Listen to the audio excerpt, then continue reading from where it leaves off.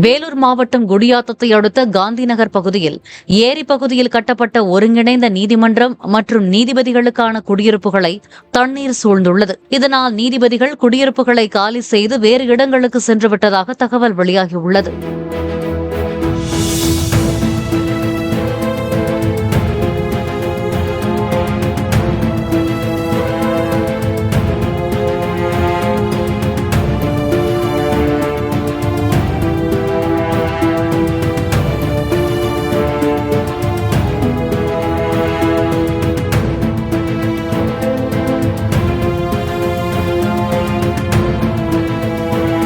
Play store மற்றும் app ஸ்டோரில் இருந்து பாலிமர் செயலியை QR கோடு மூலம் பதிவிறக்கம் செய்யுங்கள். செய்திகளை உடனுக்குடன் பெறுங்கள்.